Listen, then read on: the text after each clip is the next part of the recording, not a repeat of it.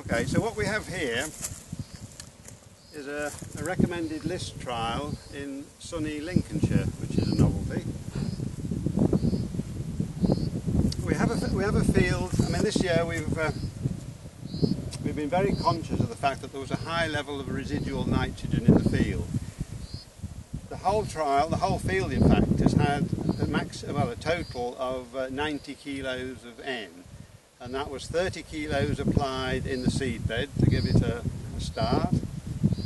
We held off in the spring because we knew that the crop was very vigorous. We knew that there was a high level of residual nitrogen, and so we applied 60 kilos in a split, really, half and half, at the start of flowering and in more or less mid-flowering. And the aim of the job is to try and keep the crop relatively short and maximise the amount of seed and the pods, because the yield actually comes from the pods. What we don't want is this massive amount of stem and stalk which grows really tall. Then you get a lot of very dense pods which are completely, the ones at the bottom are completely shaded and non-productive. So, and we were basing it on two things. One was what happened last year. Last year, 2011 harvest, we had a really strange season the whole year. And we had it was very dry in the spring, so all the nitrogen that was applied at the normal time, there was no moisture to put it in. At the middle of flowering, the prills were still visible on the ground, hadn't been washed in. The whole crop was very stunted, there was very little branching, it was very open, the canopy was very open. We thought the yields were going to be rather poor. And then of course at the end of flowering, when the growth has stopped, we had the rains came and washed the nitrogen in, so we had this sort of flush of nitrogen at the end when growth had more or less stopped. And what happened was that the pods that were formed were the only places that the plant could actually take up and use the nitrogen. So we had, and it couldn't produce any more pods because growth had finished, so we had an open canopy, plenty of pods, all the pods formed right through the crop, they all formed seeds, with lots of sunshine, and we had very big seeds, and the outcome of all that was we actually had the highest national yields we've ever had.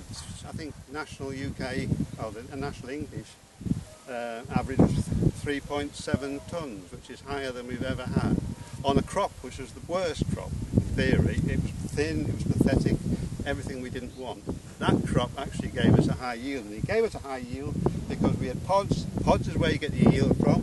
They all got light on them. They were able to photosynthesize and produce the yield. And we had, when we got harvest, we had 1,000 grain weight of average in the field was just over there. The average 1,000 grain weight was nearly 8 grams for 1,000. This year we'll be lucky if we get 3.5, and 3.5 is what we would normally get. So the yield came from the pods, and we produced very large seed. And so what we tried to do here was to emulate that. We wanted to starve the crop early on, and we succeeded in doing that. We put the nitrogen on late, and we were fortunate we did have plenty of rain. Rain hasn't been a limiting feature this year. And we've got a crop that's standing. And this is one of the few official trial crops in the country that's actually standing and looking like a normal rape crop. And it's because we manipulated the nitrogen. And I think it's an interesting little exercise. We shall see what the outcome is when the combines go through. But one thing you can be sure of, we didn't spend a lot of money on nitrogen.